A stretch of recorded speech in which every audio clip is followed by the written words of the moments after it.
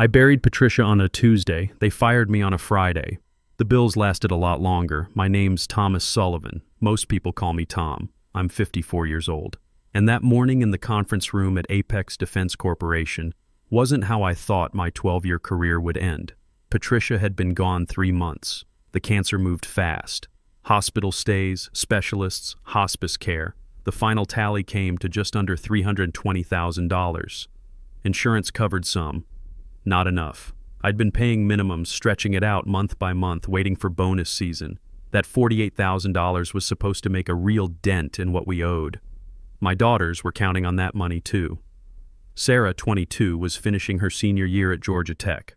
Emily, 19, was a sophomore at Auburn. Between the two of them, we had $180,000 in outstanding tuition loans. Patricia and I had always said we'd handle their education. Now it was just me. "I'm sorry, Tom, but effective immediately, your position is being eliminated." That's what Claire Patterson said. No eye contact, just click, click, click with her pen, like she was checking off a grocery list. Milk, eggs, guy's entire career. Claire was 38, MBA from Wharton, all theory and no field experience. She sat across from me with this little smirk, her blazer perfectly pressed. This woman couldn't tell the difference between a government contract and a grocery receipt, but somehow she was deciding my fate. Paul Rodriguez sat next to her, HR guy who looked like he'd rather be anywhere else. "Corporate restructuring," Claire said, like those 2 words explained everything. I'd closed a $41 million government contract 6 weeks earlier. Project Guardian. Classified Department of Defense work that I'd spent 10 months negotiating using contacts I'd built over 26 years in the defense sector. Started those relationships back when I was Army Rangers, served 3 tours in Iraq and Afghanistan between 1988 and 1998. You learn to read people when your life depends on it. After the Rangers, I spent 14 years with different defense contractors, building my reputation, learning the business. Joined Apex in 2012 when I was 42. Worked my way up from senior analyst to director of government relations.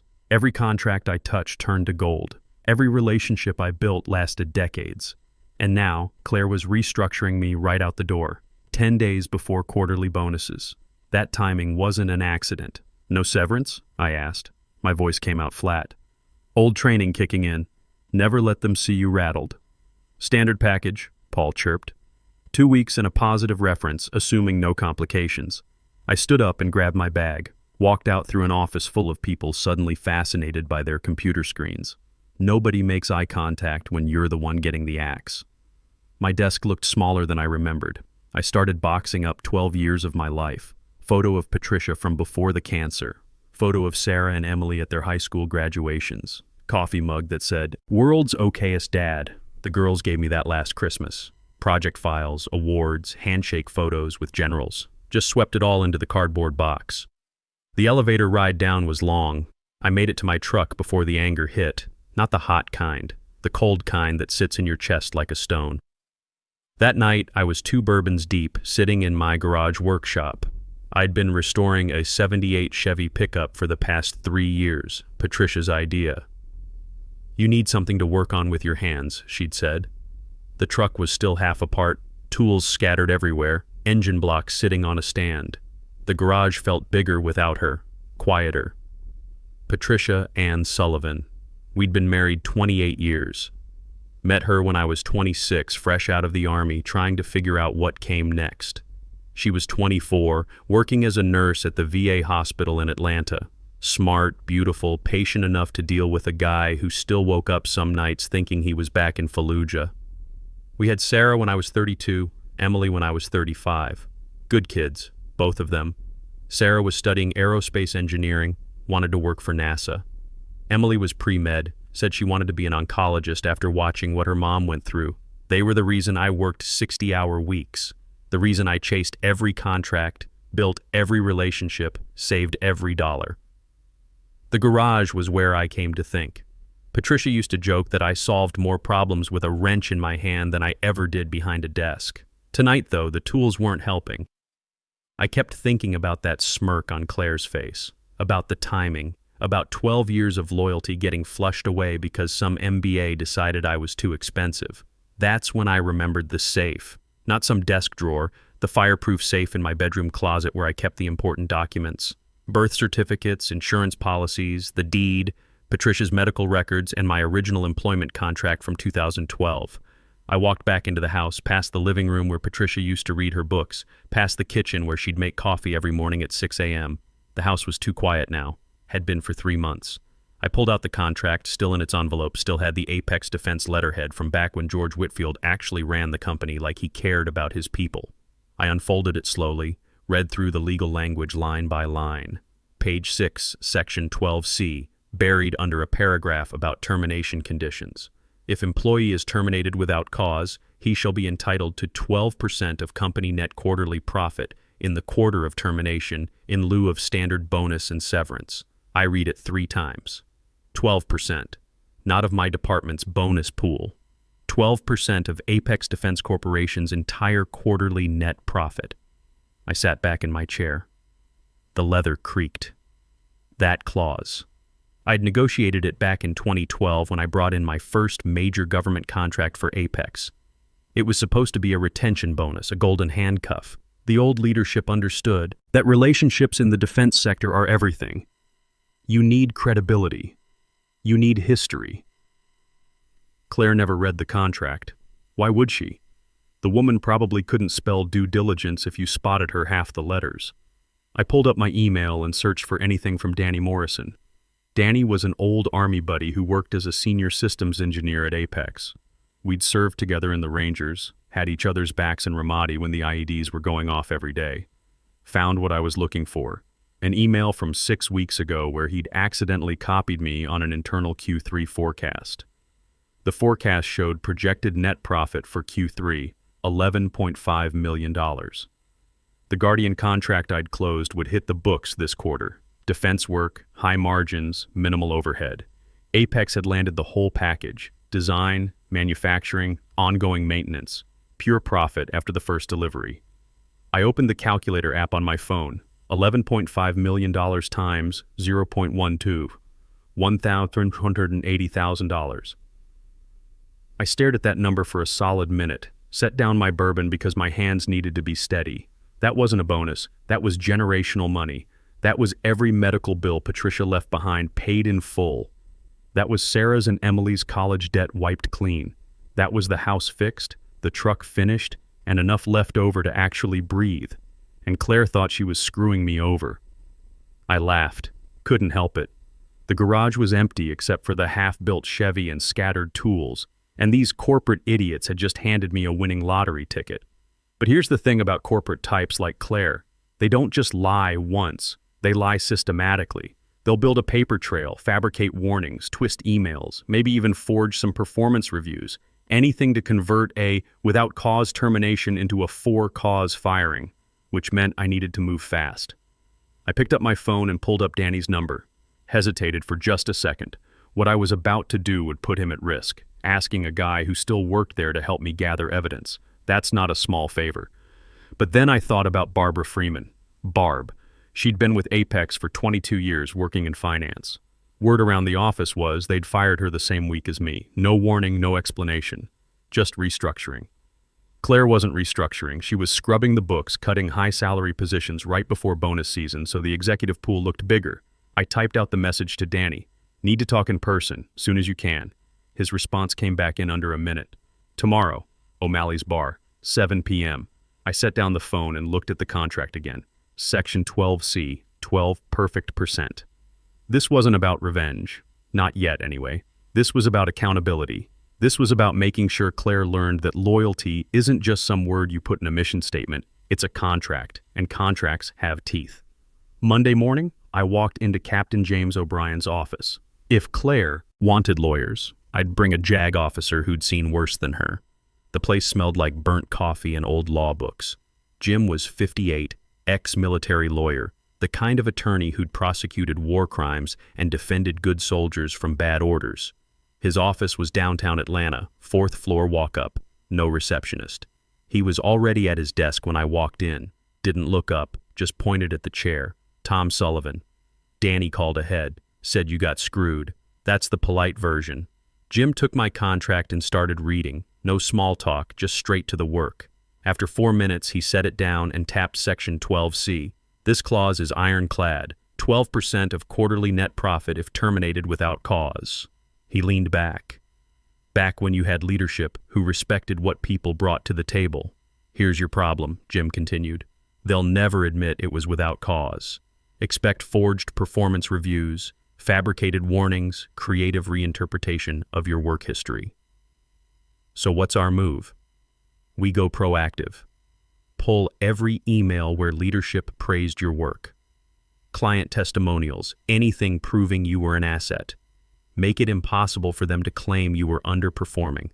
And the real reason they cut me? Jim's eyes narrowed. Money.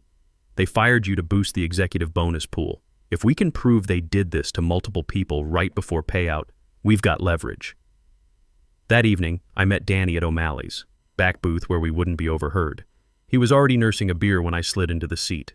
Danny looked older than his 52 years. The desert had aged all of us faster than it should have. They're saying you left voluntarily, Danny said. Told everyone you wanted to pursue other opportunities? Voluntarily? That's creative. Claire moved into your office the next day. Danny leaned in. Listen, there's stuff you need to know. Claire's been bragging to the exec team about how lean the numbers look, how much fat she cut before Q3 earnings hit the board. Fat being me, and who else? 2 project managers, someone from HR, and Barbara Freeman from finance. I felt something cold settle in my chest. Barb. She's been there 22 years. I know. They blindsided her the same way. Danny glanced around the bar. And Tom, there's more. That Guardian contract you closed, the $41 million deal, it's hitting the books this quarter. Claire's already counting it in Q3 projections.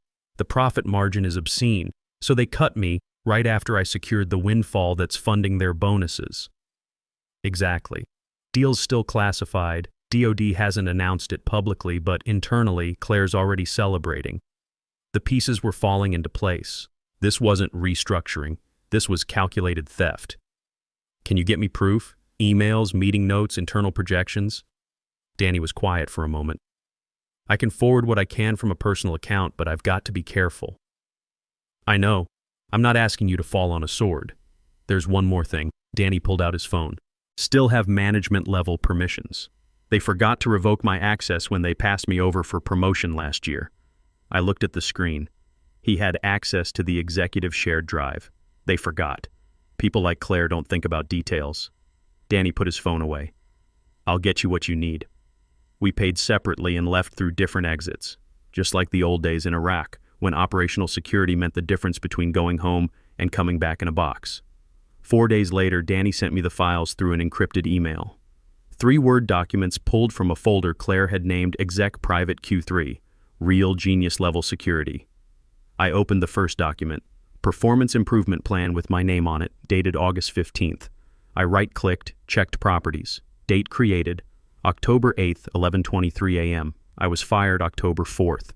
Second document, written warning, dated September 2nd. Date created, October 8th, 11:41 a.m. Third document, final performance review, dated September 28th. Date created, October 8th, 11:58 a.m. All forged, created in a 35-minute span, 4 days after my termination.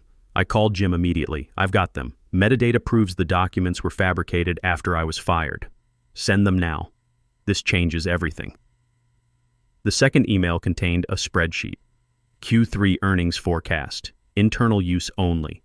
Every major contract closed that quarter, including Project Guardian, still marked classified. Bottom line, $11.5 million projected net profit. My calculation had been right. 12% of that was $1,380,000. Then I opened the third attachment. Email chain between Claire Patterson and Paul Rodriguez. Subject line, Workforce Optimization Pre-Bonus, dated September 18th, 2 weeks before my termination. Claire had written, need to reduce headcount by 4 before Q3 closes. Targeting high salary positions. Will coordinate timing and documentation. Priority is keeping exec team clean for board review. Paul's response, understood. Ensure performance documentation is in place before any terminations. We'll need to justify cause if challenged. They'd planned it, put it in writing. The idiot actually put it in writing. I forwarded everything to Jim with one line, game over. He called back in under 15 minutes. Tom, this isn't a lawsuit anymore. This is a nuclear weapon. If this goes public, it triggers an SEC investigation. The CEO won't let that happen. Not over Claire. Then let's make him choose." That night, Jim drafted the letter. 1 page, legal letterhead, surgical precision. Per Section 12C of Mr. Sullivan's employment contract, we formally request payment of 12% of Apex Defense Corporation's net quarterly profit due to his termination without cause. Attached documentation demonstrates fabricated performance records and premeditated workforce reduction to inflate executive compensation. We are prepared to file suit and notify relevant regulatory authorities unless this matter is resolved within 10 business days. The letter went out via certified mail the next morning. I got the signature confirmation 3 days later. Now we waited. I spent those days in my garage working on the Chevy. There's something about rebuilding an engine that clears your head. Every part has a purpose. Every bolt has a torque specification. You follow the manual, do the work right, and it runs. Simple as that. Patricia used to bring me coffee while I worked. She'd lean against the workbench, watching me wrestle with some stubborn part, and just talk about her day. About Sarah's latest engineering project or Emily's biology class. About the garden she wanted to plant next spring. She never got to see that spring. The phone rang on day 6. Sarah calling from Georgia Tech. "Dad, how are you holding up?" "I'm fine, sweetheart. How's your capstone project coming?" "It's good." "But, Dad, I've been thinking, maybe I should take a semester off. Get a job. Help with the bills." My chest tightened. "Absolutely not. But the tuition, and with Mom's medical bills." "Don't you worry about that. Your job is to graduate. Mine is to figure out the rest."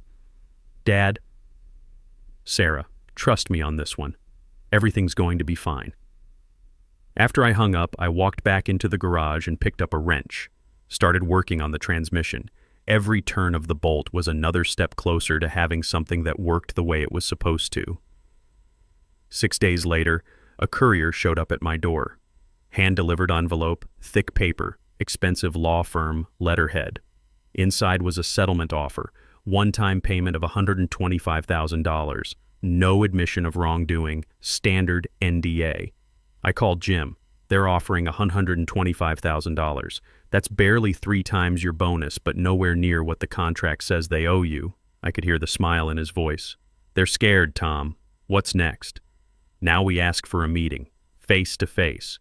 We show them everything we have and we watch them do the math. And if they refuse, they won't.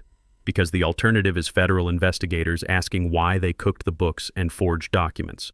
3 days after we rejected their settlement offer, Paul Rodriguez called. "Mr. Sullivan, we'd like to meet to discuss resolution options. I'm listening.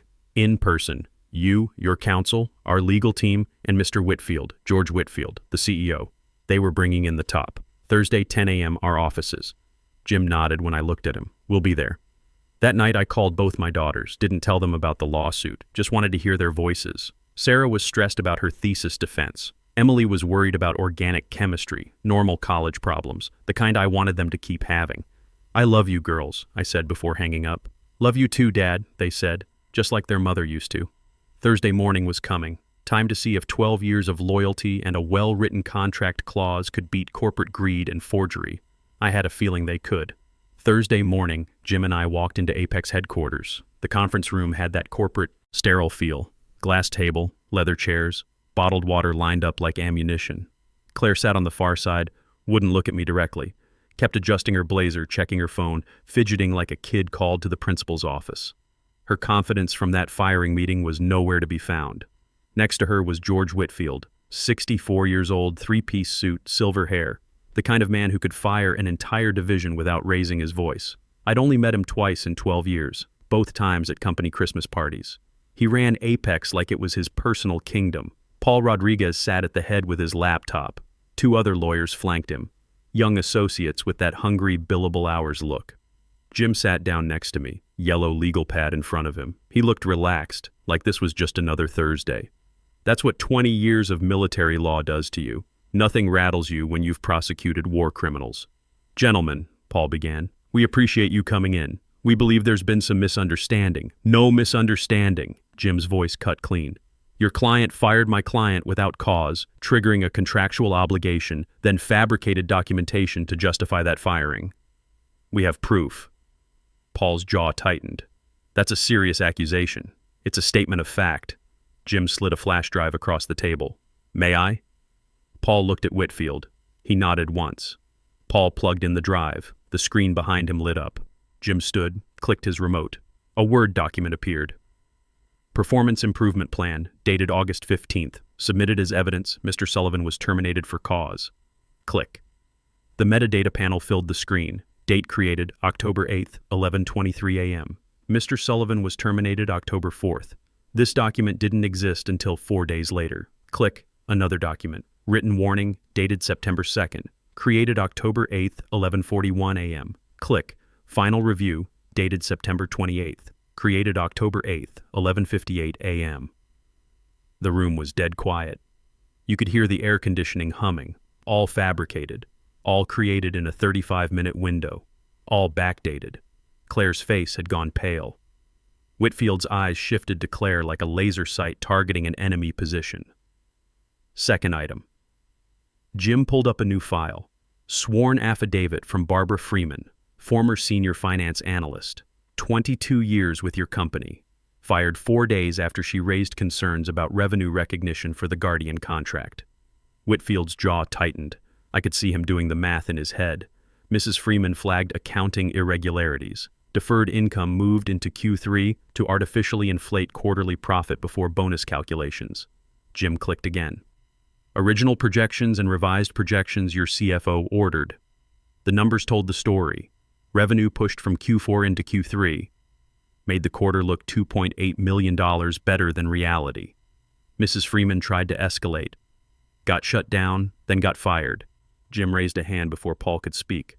Third item. Email chain between Miss Patterson and your office, Mr. Rodriguez, dated September 18th. The email appeared on screen. Claire's words, need to reduce headcount by 4 before Q3 closes, targeting high-salary positions. Paul's response, ensure performance documentation is in place before any terminations. Jim let that sit. Let them read it. Let them understand exactly how deep they were buried. So let's summarize. Jim turned to face Whitfield. Mr. Sullivan secured a $41 million classified contract that inflated your quarterly profit. Then he was fired without cause. Then documents were forged. Then a financial analyst was fired for questioning the accounting manipulation. He paused. We have testimony from 3 other employees. We have more emails. We have server logs. Whitfield stared at the screen, then turned slowly toward Claire. The temperature in the room seemed to drop 10 degrees. Claire, step outside. Sir, I can explain. Step outside. Claire stood so fast her chair rolled backward. She grabbed her phone, fumbled it, nearly dropped it, then practically ran for the door. Her career was over, and everyone in that room knew it. The silence was beautiful. Whitfield turned back. Mr. Rodriguez, clear the room. Paul started gathering his laptop. Not you, Whitfield said to Jim. You stay. The other lawyers filed out. Paul went last, closing the door with a soft click. Just 4 of us now. Me, Jim, Whitfield, and the wreckage of Claire's career spread across a PowerPoint presentation. Whitfield folded his hands. Mr. Sullivan, you're not here to burn the building down. You're here to get paid. I met his eyes. That's correct. And you, he looked at Jim, are here to make sure I understand the alternative is federal investigators. Jim smiled, didn't say a word. Whitfield reached into his jacket and pulled out a folder. Thin, already prepared, he slid it across the table. Full 12% based on actual quarterly profit. Final audit came in at $11.5 million. That's $1,380,000. Wire transfer within 3 business days of signature. Jim opened the folder, started reading. His face stayed neutral, which meant the numbers were real. NDA? I asked. Standard confidentiality. You don't discuss the settlement or circumstances with press, competitors, or future employers. And Claire? Terminated effective immediately. Breach of internal conduct policy. I tapped the folder. 2 conditions. Whitfield waited. 1. Barbara Freeman gets a consulting agreement. $250,000. Whitfield's eyes narrowed slightly. Done. 2. Danny Morrison gets promoted to senior systems engineer. Title and pay. He's been doing the work for 2 years. You're protecting your people. I'm making sure you remember what loyalty looks like. Whitfield was quiet, then nodded. Agreed. Paperwork finalized by end of business today. He stood, extended his hand. I stood and shook it. His grip was firm, dry, emotionless. One more thing, Whitfield said as we reached the door. We'd like you to consider returning Senior Vice President significant compensation. I looked at him, at his expensive suit and corner office empire. I appreciate the offer, I said, but I'm done working for people who need lawyers to teach them ethics. 3 business days later, the wire hit my account. $1,380,000. I stared at the number until my vision blurred. Then I logged into the hospital billing portal. Patricia's balance, $0. Paid in full. I called Sarah first. Sweetheart, how's that thesis coming? Dad, I'm actually stressed about the tuition for next semester. Don't be. It's handled.